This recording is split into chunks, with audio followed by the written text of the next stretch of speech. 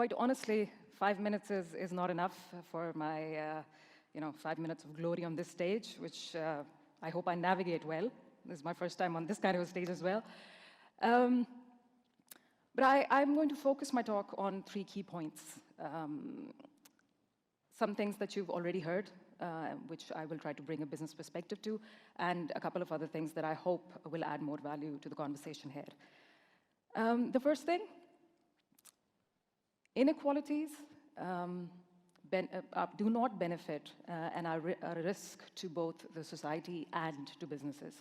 And while for businesses, there are key sort of stakes in reduced inequalities in the society, there is also a clear role for businesses to reduce inequalities in societies. So while reduced inequalities is one aspect, we want that as businesses, reducing inequalities is also an aspect that we have a clear role to play. And I come from a company where we really can play a clear role, and we have sort of set out clear standards and clear directions on how we can do that. At Telenor, based on solid foundations of responsible business practices, we have set out to focus on the United Nations Sustainable Development Goal number 10, reduce inequalities. And we want to do that in a way whereby we, raise standards both in our own operations as well as in our supply chain, and then B, also provide access to services and products that can reduce inequalities in the markets and the societies that we work in. And this brings me to my second point, which is basically the fact that technology, and particularly mobile technology, is rather well positioned to deal with reduced inequalities and tackle the challenge of inequalities as such. And I say that with the knowledge that it doesn't really have to be a complicated rocket science solution. It can be a very simple solution targeted to the actual needs of the society, the segment that you're targeting, and then delivered in a way in which it builds trust and in which the user finds it user-friendly to use. And then, while the impact of such interventions it depends on many things. I would say that the business model of how a technological intervention is deployed is key. Here I'm talking about sustainable business model. But then also key here are partnerships.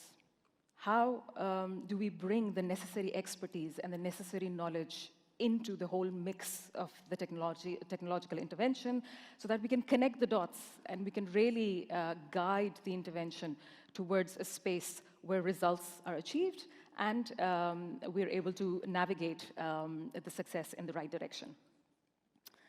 My last point today is that technological interventions do not necessarily have to create parallel systems in societies. And this I want to elaborate by way of an example from one of our markets, which is in Pakistan. 33% children, only 33% children in Pakistan are registered at birth.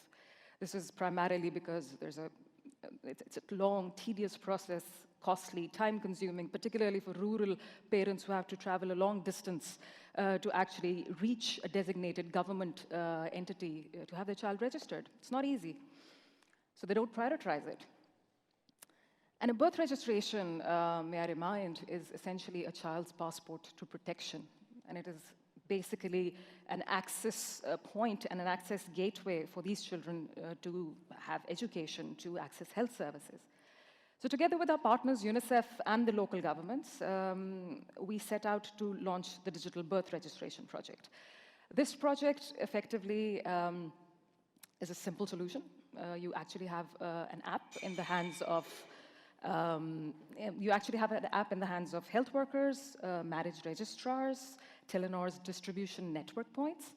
And basically, these people are incentivized to go out in the community and take the service of birth registration to the citizens rather than the other way around. What this project does not do is reinvent the wheel. So we're not creating anything new here. We took the process of birth registration, the current process, looked at it, saw where mobile technology could actually bring benefits of efficiency, of outreach, of ease of use, and really sort of worked with those process legs, and that's what the project is all about. What we additionally did is, and continue to do, is build capacity of the government, because the government is essentially the mandated authority that registers a child's birth, not Telenor, not UNICEF, the government. And by way of partnering with the government, we also have the ability and the opportunity to have a sustainable handover at the end of the project.